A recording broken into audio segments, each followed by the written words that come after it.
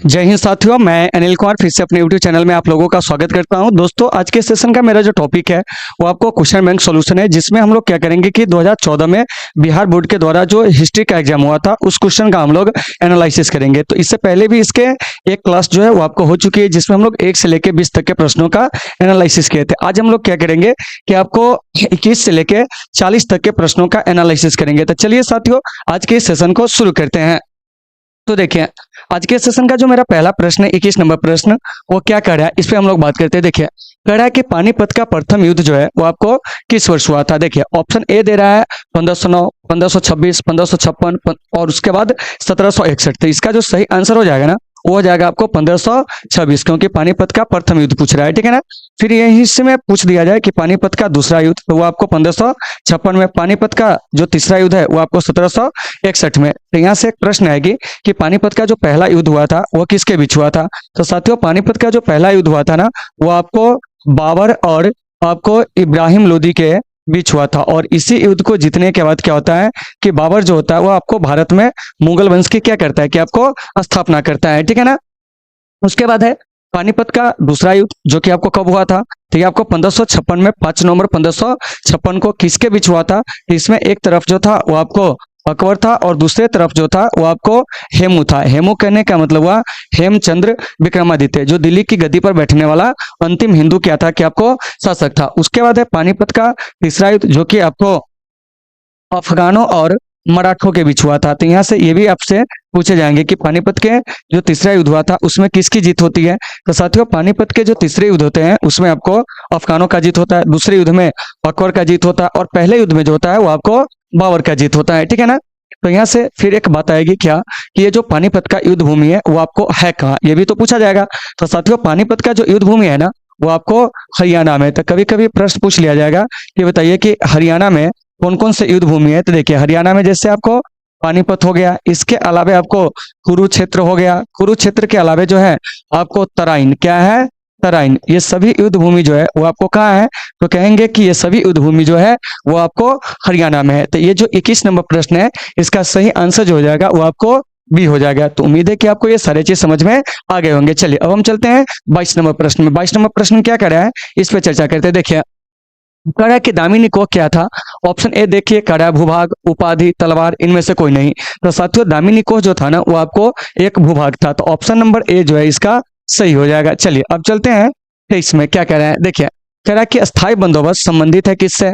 Option A कह रहा है Warren Hastings, Lord Lytton, Ripon, Cornwallis. तो इसका सही आंसर हो जाएगा लॉर्ड कर्नवालिस। तो यहाँ से एक बात आती है कि अस्थायी बंदोबस्त है क्या। तो हम कहेंगे अस्थायी बंदोबस्त औपनिवेशिक काल में क्या है कि आपको भू राजस्व वसूलने की क्या थी कि आपको एक व्यवस्था थी। तो यहाँ से एक बात आती है कि ये जो अस्थायी बंदोबस्त है ये आपको शुरू कब हुआ था। तो 1793 ईस्वी में। और ये जो अस्थायी बंदोबस्त है इसको जो शुरू किया था लॉर्ड कर्नवालिस ने। तो अस्थायी बंदोबस्त मुख्य रूप से लागू कहाँ हुआ था ये भी पूछा जाएगा। तो देखिए, तो अस्थायी बंदोबस्त जो है साथियों मुख्य रूप से वो आपको बिहार, इसके अलावा आपको बंगाल और आपको उड़ीसा में क्या हुआ था कि आपको लागू हुआ था। तो कभी कभी आपके एग्जाम में प्रश्न पूछे जाएंगे कि अस्थायी बंदोबस्त इनमें से कहाँ लागू हुआ था। तो देख लीजिए, मुख्य रूप से बिहार, बंगाल और ओडिशा में। और अस्थायी बंदोबस्त जो है वो आपको कुल औपनिवेशिक भूमि के जो है वो आपको 19% हिस्सा पर क्या हुआ था कि आपको लागू हुआ था। और इसको लागू करने का श्रेय जाता है लॉर्ड कर्नवालिस को। तो लॉर्ड कर्नवालिस था कौन, तो ये आपको बंगाल के गवर्नर जनरल थे। और बंगाल के गवर्नर जनरल के रूप में इनका कार्यकाल जो है वो आपको 1786 से 1793 है। तो इस चीज को आपको अच्छे से याद रखना है कि कर्नवालिस का गवर्नर जनरल के रूप में जो कार्यकाल है वो आपको क्या है, तो 1786 से 1793। और इसी ने भारत में क्या किया था कि आपको परमानेंट सेटलमेंट व्यवस्था जो है उसको क्या किया था, लागू किया था। और ऑप्शन में और भी चीजें जिसके बारे में हम लोग थोड़ा सा चर्चा करते हैं। जैसे देखिए कि आपको वारेन हेस्टिंग्स, तो यह आपको बंगाल का अंतिम गवर्नर था और बंगाल के प्रथम गवर्नर जनरल थे। कौन था, आपको वारेन हेस्टिंग्स। लॉर्ड लिटन, इसके समय में वर्नाक्यूलर प्रेस एक्ट जो था वो आपको पारित हुआ था। और वर्नाक्यूलर प्रेस एक्ट के डर से अमृत बाजार पत्रिका जो है उसे रातों रात अपनी भाषा जो थी वो आपको बदलनी पड़ी थी। उसके बाद है लॉर्ड रिपन, भारत में ये अस्थायी बंदोबस्त के लिए क्या होते हैं कि आपको जाने जाते हैं। तो 23 का जो सही आंसर हो जाएगा वो आपको डी हो जाएगा। तो इसे आपको बढ़िया से याद रखना है। चलिए 24 में क्या कह रहा है, सुनिए। कह रहा है कि पुर्तगालियों ने गोवा पर अधिकार जो है वो आपको कब कर लिया था। ऑप्शन ए देखिए, कह रहा है 1509, 1510, 1512, 1515। तो इसका सही आंसर हो जाएगा 1500 1910 यानी कि पुर्तगाली जो है भारत में जब आया, ठीक है ना, तो इसने कृष्णदेव राय के शासनकाल में क्या किया था कि आपको गोवा पर जो था वो आपको अधिकार कर लिया था, और गोवा से पुर्तगालियों को जो मुक्त कराया गया था 19 दिसंबर 1961 को। इसीलिए 19 दिसंबर को क्या होता है कि आपको गोवा मुक्ति दिवस जो होता है वो आपको मनाया जाता है। और पुर्तगालियों से गोवा को मुक्त कराने के लिए भारतीय सेना के द्वारा एक ऑपरेशन चलाया गया था जिसका नाम है आपको ऑपरेशन विजय, ठीक है ना। तो 24 का सही आंसर जो हो जाएगा वो आपको बी हो जाएगा।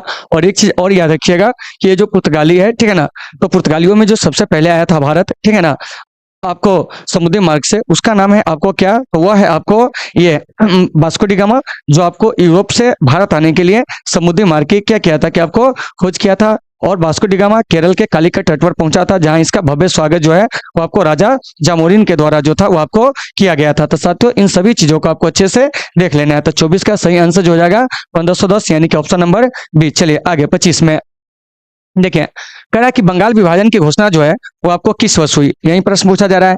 ऑप्शन ए कह रहा है 1905, 1906, 1911, 1914। तो देखिए बंगाल विभाजन की जो घोषणा हुई थी वो आपको 1905 में हुई थी, तो ऑप्शन नंबर ए इसका सही हो जाएगा। तो यहाँ से बताती है कि बंगाल का विभाजन जो किया था वो आपको कौन किया था, तो बंगाल का विभाजन करने वाला जो भारत का वायसराय था वो था आपको लॉर्ड कर्जन, इस बात को याद रखना है। फिर है कि बंगाल विभाजन जो है इसको रद्द कब कर दिया जाता है, तो बंगाल विभाजन को जो रद्द कर दिया जाता है 1911 में। और जिस समय बंगाल विभाजन को रद्द किया जाता है साथियों, उस समय बंगाल कहते हैं भारत के जो वायसराय होते हैं वो कौन होते हैं, तो वे होते हैं आपको लॉर्ड हार्डिंग द्वितीय। तो ये भी आपके एग्जाम में पूछे जाएंगे, ठीक है ना, कि बंगाल विभाजन के समय जो भारत के वायसराय थे वो कौन थे, लॉर्ड हार्डिंग द्वितीय। और लॉर्ड हार्डिंग द्वितीय जो है 1910 से 1916 तक जो था वो आपको भारत का वायसराय था। और इसी के समय में जो है वो आपको दिल्ली दरबार का क्या हुआ था कि आपको आयोजन हुआ था 1911 में। और दिल्ली दरबार का आयोजन जो करवाए थे वो आपको ब्रिटेन के राजा जॉर्ज पश्चिम और उनकी पत्नी मेरी ने, ठीक है ना। तो ये सारे चीज आपको याद रखना है। और 1911 में ही भारत की राजधानी जो होती है वो आपको कोलकाता से दिल्ली स्थानांतरित होती है, और 1912 में दिल्ली जो होती है वो आपको भारत की राजधानी बनती है। तो 25 का जो सही आंसर हो जाएगा वो आपको ए हो जाएगा। चलिए